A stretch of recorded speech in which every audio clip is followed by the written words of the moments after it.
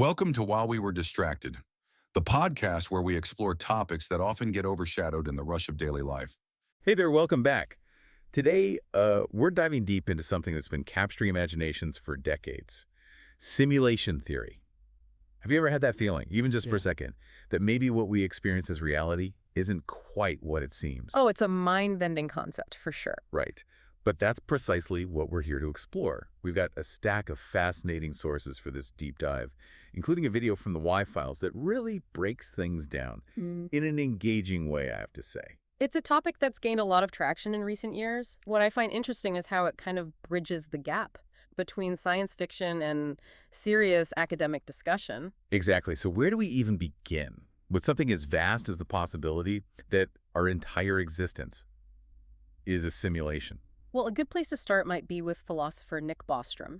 He presented a thought experiment known as the simulation trilemma. The simulation trilemma. Yeah. Bostrom's trilemma basically lays out three possibilities. For advanced civilizations capable of creating simulations like ours. So the first possibility is that they reach a point where they self-destruct before ever reaching that level of sophistication. Technologically. Yeah. Okay. The second is that they reach that point, but choose not to create simulations, maybe due to ethical concerns or just lack of interest. And the third, well, the one that really gets people thinking, is that we're already living in a simulation. Oh. What makes the trilemma so compelling is that Bostrom argues each of these possibilities is equally likely. That's pretty wild. And it's not just philosophers pondering this. Tech mogul Elon Musk, Yeah. he has even weighed in on this, stating that there's only a 1 in billions chance that we're in base reality. Yeah. And astrophysicist Neil deGrasse Tyson, he puts the odds closer to 50-50. You know, it's fascinating how simulation theory, it's captured the attention of such diverse thinkers. It really speaks to our desire to understand our place in the universe. And it forces us to confront some big questions about the nature of reality itself. Absolutely. And one of the most intriguing aspects for me is how simulation theory might reframe our understanding of the Big Bang. If our universe is a simulation, could the Big Bang be interpreted as the moment the program started running? That's a really compelling idea. It offers a different perspective on one of the biggest mysteries in cosmology. So sure. Think about the explanations we have for what existed before the Big Bang. Quantum foam, dark energy, or even divine creation. Right. These are all complex concepts, abstract concepts that are difficult to grasp. But the idea that the Big Bang was simply the boot up of our simulation, that's a much simpler concept to grasp. I know, right? It kind of simplifies things in a way. And speaking of things that make you go, our sources delve into the idea of glitches in the matrix. You know, those weird little things that happen that make you question if reality is playing tricks on you. The Y-Files video in particular, it does a great job of highlighting some of those intriguing anomalies. They discuss the Mandela Effect, which is a phenomenon where a large number of people share a memory of something that, according to recorded history, never happened. Yeah, like the whole Berenstain Bears versus Berenstain Bears debate. It seems like a lot of people remember it being spelled with an E, but it's always been with an A. That's one of the most popular examples. But what's even more fascinating are the specific examples highlighted in the video. Oh, yeah. Like the Fruit of the Loom logo. A lot of people remember it having a cornucopia behind the fruit, but it was never there. Oh, wow. Yeah. For me, the one that really stood out was the missing cornucopia from the Monopoly game. I could have sworn it was there. Exactly. And then there's Jaws' girlfriend. In the James Bond movie Moonraker, a lot of people remember her wearing braces, but she never does. Really? If you go back and watch it, you'll see these inconsistencies, while potentially explained by the fallibility of human memory, make you wonder if there's something more at play. Could these be actual glitches in the simulation? It's definitely a possibility. The video also touches on déjà vu, that eerie feeling of having already experienced something that's happening right now. Could that be a sign of the simulation repeating itself? Or correcting a glitch? It's a trippy thought. It certainly is, and it ties into a larger theme that we see throughout the sources, the potential for our universe to be built on code. Code. Yeah, it's a concept explored by theoretical physicist James Gates. Right. Gates found what appears to be error-correcting code, embedded within the equations of string theory. If the universe is a simulation, wouldn't error-correcting code be essential to ensure its stability? It's a very compelling connection, and it raises even more questions. If the universe is running on code, what does that mean for our understanding of the laws of physics? Does it change the way we think about the nature of reality itself? And what about the prevalence of Fibonacci sequences and the golden ratio in nature? From the spirals of galaxies to the arrangement of petals on a flower, these mathematical patterns appear everywhere. Is this just a beautiful coincidence?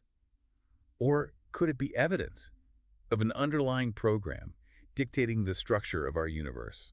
Those are some of the big questions that simulation theory prompts us to consider. And as we delve deeper into this topic, we'll explore even more evidence and arguments that support this fascinating idea. Speaking of limitations, if we are living in a simulation, could there be boundaries to what we can experience, perhaps even limits on what we can discover?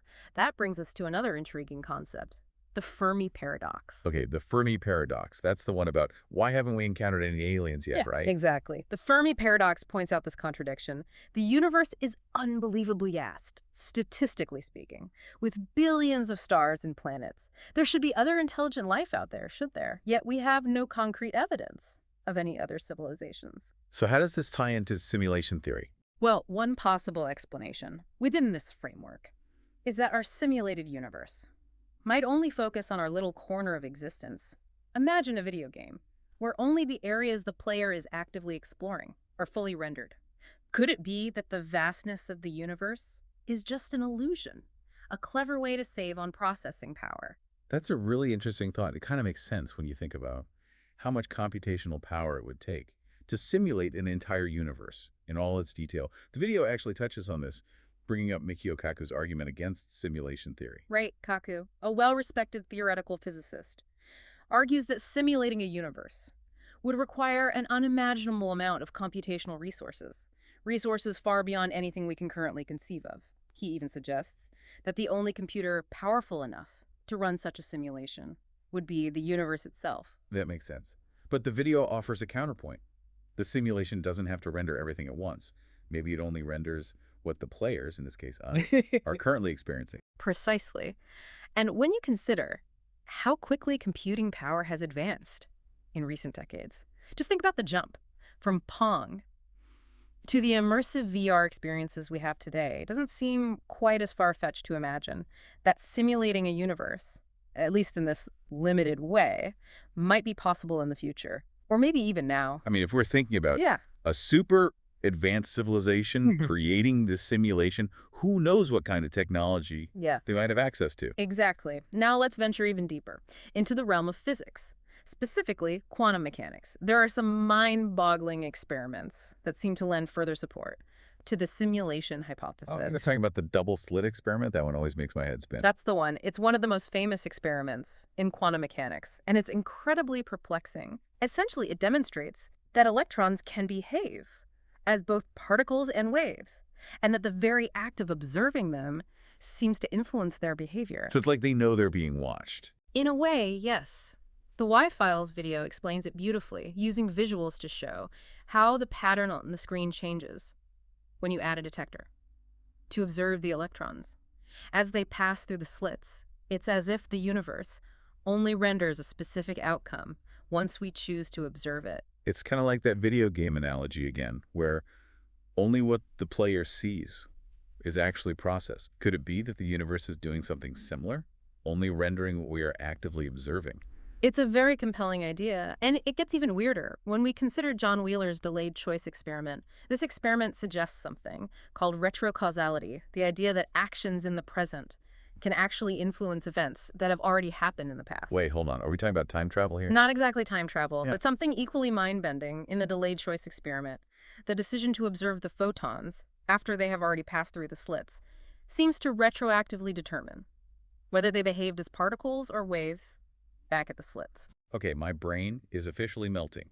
So are you saying that the photons are somehow receiving instructions from the future? It's a strange concept to grasp, but that's essentially what the experiment seems to suggest. It challenges our linear understanding of time and causality. And in the context of simulation theory, it raises the question, is the universe constantly updating itself based on our observations, like a sophisticated program responding to the player's actions? If we really are in a simulation, it begs the question, who created it and why?